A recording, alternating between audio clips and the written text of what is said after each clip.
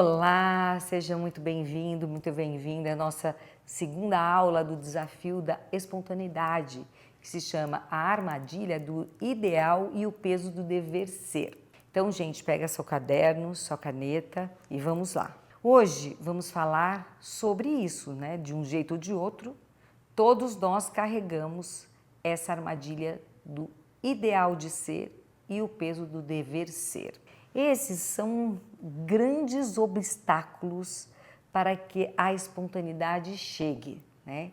Porque nos afastam da liberdade de simplesmente sermos quem somos. E talvez, enquanto eu estou falando, você já vai reconhecendo em si mesmo quantas vezes viveu preso a essa exigência de perfeição, né? Então eu vou falar aqui, relembrando um pouco da aula passada, mas com algumas diferenças, já trazendo assuntos novos também, tá ok? Então vamos lá.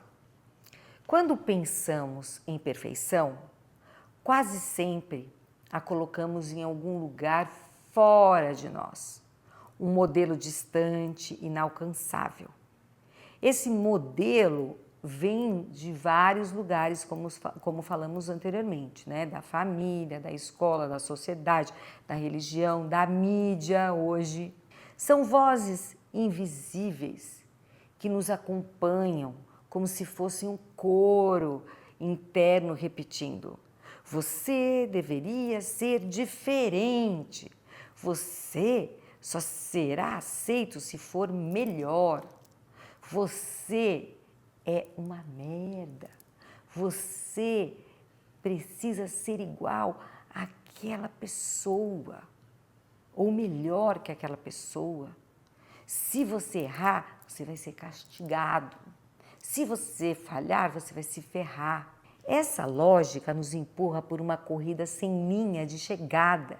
É como correr em uma esteira de academia que não sai do lugar. E o corpo se cansa, mas você não chega a lugar nenhum. Tudo é fabricado por narrativas externas que nos fazem acreditar que a vida real é insuficiente. Tipo, a vida real que vivemos não é nada parecida com a família Doriana, onde está todo mundo junto, naquele café da manhã maravilhoso, né? E o pior é que compramos essa ideia porque nós queremos a família perfeita, com todos bem-humorados, sorrindo, amável, aquela coisa clara, né? A mídia vem de mentira. Isso não é verdade, gente. Isso é mídia que precisa vender para carentes, entende? Vender mentira.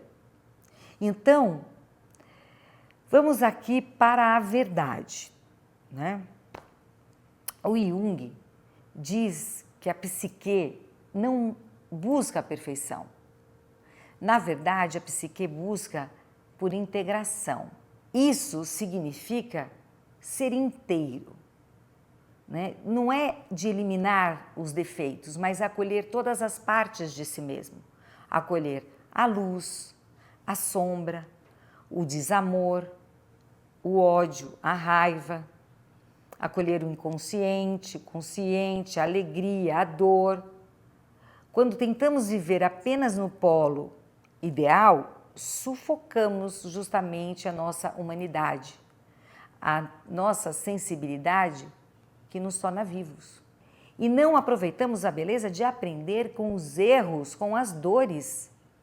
Pense na sua infância. Lembre do exercício passado. Quantas máscaras você vestiu para ser aceito? A máscara do filho perfeito, da menina comportada, do aluno exemplar, do profissional eficiente.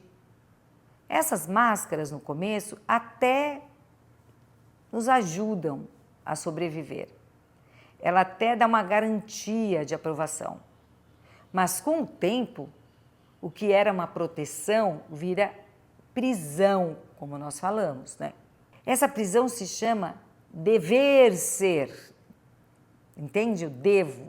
Eu devo. E por trás dela, a alma fica clamando por algo muito simples, que é a liberdade de ser. Tem até um mito que eu gosto muito, que é aquele mito de Ícaro, sabe? Né? Que tem uma metáfora poderosa, porque o Ícaro recebeu as asas feitas de cera, né, para voar, mas ele não poderia chegar muito perto do sol.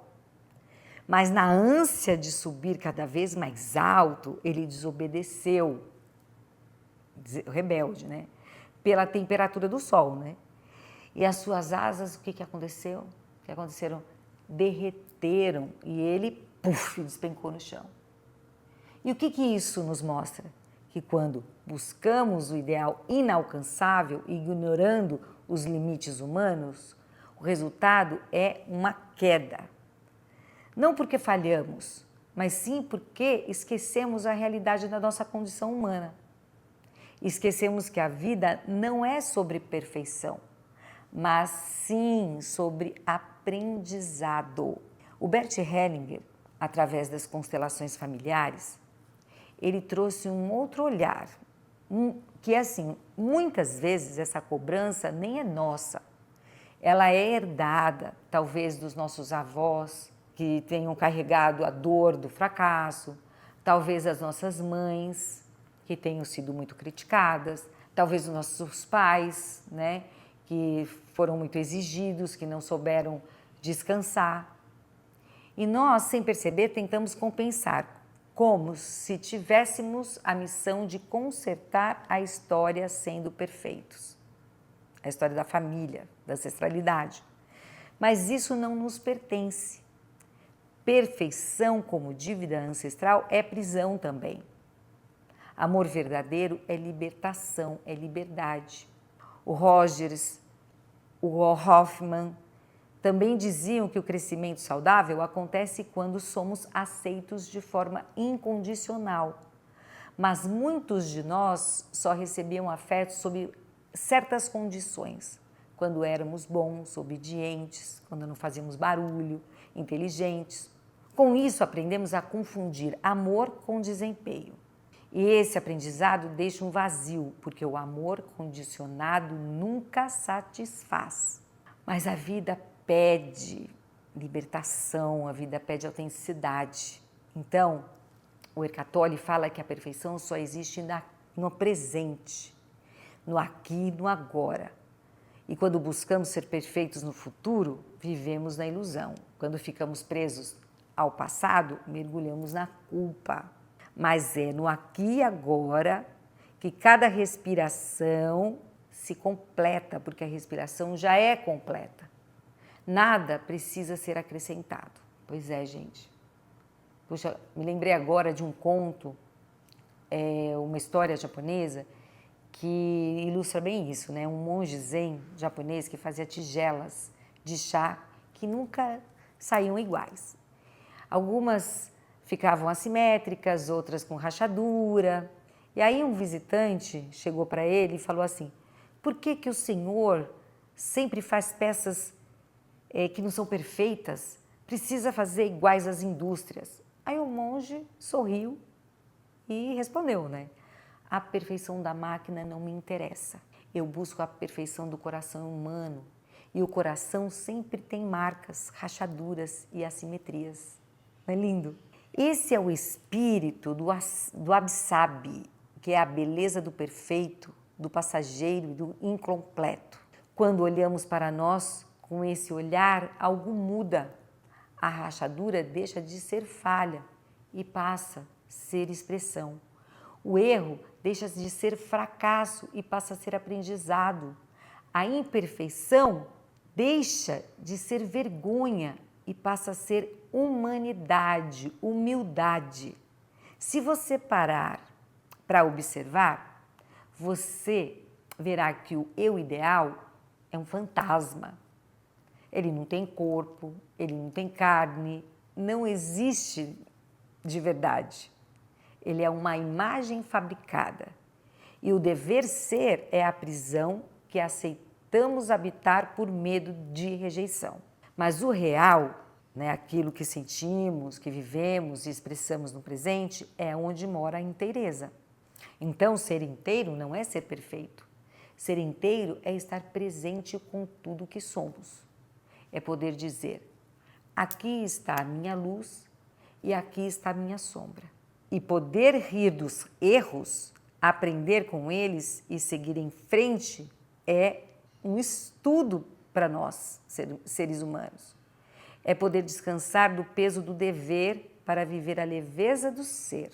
Então, se há uma mensagem que quero deixar aqui hoje para você, é que não persiga esse ideal de ser. Não se prenda ao dever ser. A vida não pede perfeição, pede outra coisa. A vida pede a presença. É no real, no humano, no imperfeito que mora a espontaneidade. É nesse espaço que a gente se encontra de verdade. Vamos juntos. Hari Om.